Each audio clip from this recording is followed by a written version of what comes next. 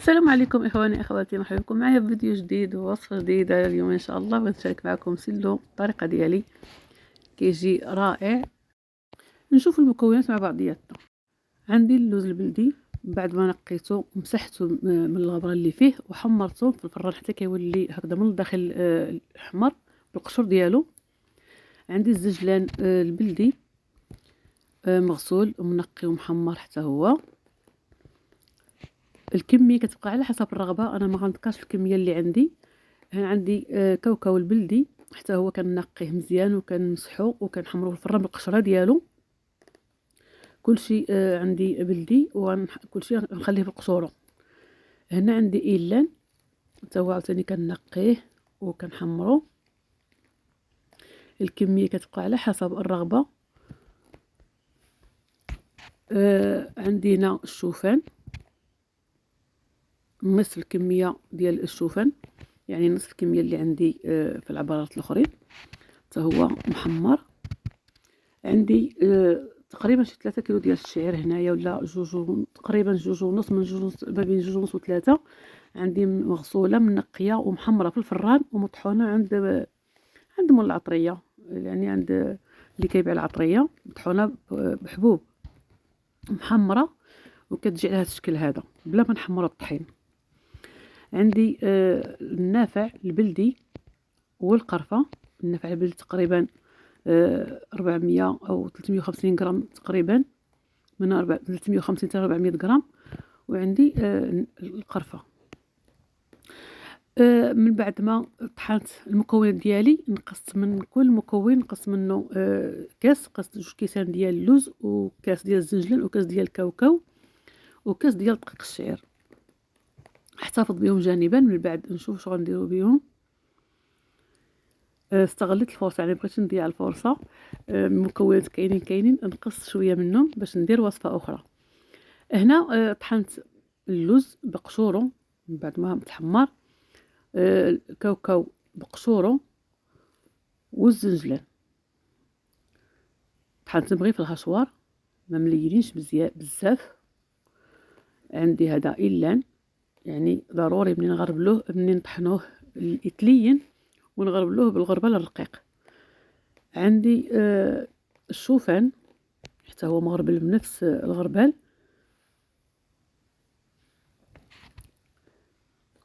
وعاد نضيف دقيق الشعير. وما ننساوش الاخوات قويصه ديال الملح ضروريه، هي اللي كتعدل لنا المذاق. هذا النافع البلدي فاش تنقى وتطحن هو كيعطي هذا اللون هذا. والقرفه وهذا اللي ضيف في الاخير كاوكاو مهرمش. السكر كيبقى على حسب الرغبه، على حسب واش كتبغي الحلاوه بزاف ولا لا. واللي ما بغيتيش تحلي بالسكر يمكن لك تحلي بدبس التمر. راه صورت معكم الفيديو العام اللي قبل من اللي فات، يمكن صوبته معكم دبس التمر. صافي كنخلط المكونات ديالي، يعني كنخلط هاد النواشف مزيان. ودابا غنضيف زيت الزيتون. السلو ديالي اخواتي كما تعودتوا معايا ما كندير فيه لا زبده لا زيت المائده، كنخلطو غير بزيت الزيتون. يعني انا درت هنا 4 ديال الزلايف تقريبا على يطرو. المهم غنخلط وغنشوف الا كان مازال خصني غنزيد حتى كنحصل على القوام اللي بغيت. يعني كل واحد وكيفاش كيبغي القوام ديال سيلو. كاين اللي كيبغي يكون معجن وكاين اللي كيبغي يكون هكذا ناشف. هذه الملحه ضروريه من الملحه. كاين اللي كيصاوب سيلو بلا ملحه كيجي باسل. الحلاوه بلا ملحه كتجي ما زويناش صراحه. صافي كنخلط السلو ديالي مزيان. انا شفت راسي باغيه نزيد زاديت الزيت، يعني كل ما نخلط ونجبرته هكذا مازال ناشف نزيد الزيت. واللي ما عندهاش زيت، ملي ما عندهاش زيت الزيتون، مع هذا العام زيت الزيتون راه طلعت بزاف وبغى يدير زيت المائده، تخلط بزيت المائده ولا الزبده، تشوف الزبده النوع الجيد.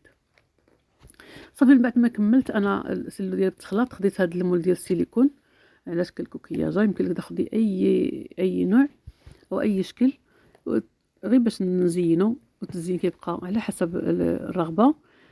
او التقديم يمكننا نقدموه بشكل فردي ونديروه في هاد المولات هادو ونديروه في كويرطات ولا هذا ونقدموه بشكل فردي. انا غنقدمو على شكل يعني عائلي. عمرت هاد المولات هادو مزيان باش يعطيوني واحد التشكيل زوين ديال الكوكياجه.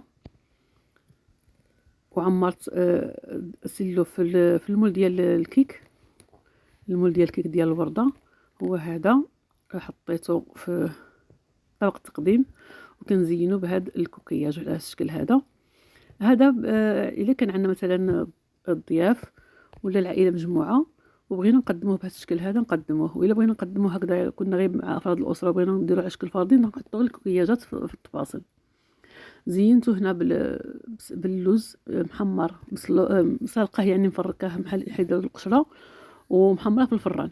انا ما كنقليش في الزيت، هنا محمر عندي في الفران وزينته بالورد. نقدموه على شكل هذا كيجي يعني تقديم راقي وزوين صراحه كيفتح الشهيه.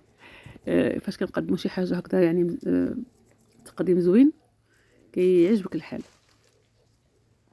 المهم انا قدمته على هذا الشكل هذا وكيبقى الاختيار لكل سيده.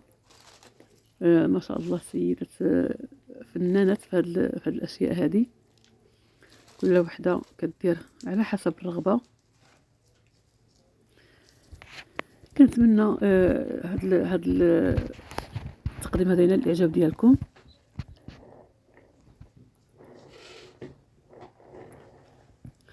جا روعه وكيجي لذيذ بزاف وصحي في نفس الوقت يعني. ما شاء الله سيلو. المكونات فيه بلديه، ما فيه زيت المعده، ما فيهش الزبده، يعني فيه السكر ولكن انا ما كنديرش واحد القدر كبير ديال السكر. كنتمنى هذا الفيديو ينال الاعجاب ديالكم ونشوفوا الوصفه الثانيه اللي نقسمها من المكونات ديال سيلو حتى هي نتمنى تنال الاعجاب ديالكم ان شاء الله.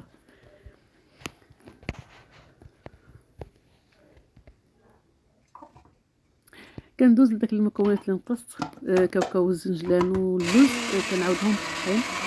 يعني انا سيلو كان عندي غير مهرمش يعني ما مليش مزيان، كنعاودهم بالطحين كنلينهم مزيان. انا ما بغيتش نضيع هذه الفرصه هذه من المكونات يعني كاينين ارى نصاوب هذه الوصفه هذه حتى هي مفيده وكان يعني كنحتاجوها بزاف وصحيه. ضفت عليها شويه ديال الملحه وداك الكاس ديال دقيق الشعير وغادي نخلطها بزيت الزيتون. هنا كيبقى على حسب الرغبه. لو تخلي هاد المكون هذا يعني قاصح كتضيف غير شويه ديال الزيت، ولا بغيت هكا ترخفو كتضيف الزيت زايد شويه يعني على حسب الرغبه. صافي كنعاود نطحنو يعني باش يتخلط مزيان مع الزيت ومع بعضو.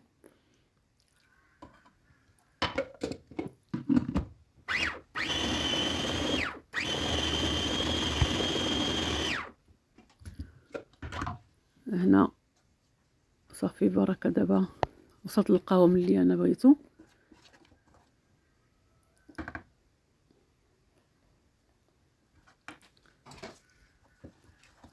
وانا خرجت املو من سلو، يعني ضربت عصفورين بحجر واحد، جوج وصفات. هاد املو ما شاء الله كيجي لذيذ بزاف وصحي، خصوصا ضفت له دقيق الشعير صراحه جا رائع. كنتمنى ينال الاعجاب ديالكم وانتم تطبقوا هاد الوصفه هذه. اكيد دابا السيدات كاملين مقبلين على سيلو او الزميته. القوام كاين فاش نطحنوه نقصوا شويه من الحاجه وها حنا صابنا املو. كنتمنى الفيديو ديال اليوم نال الاعجاب ديالكم. اللي مثلا شاركت في القناه تشارك في القناه.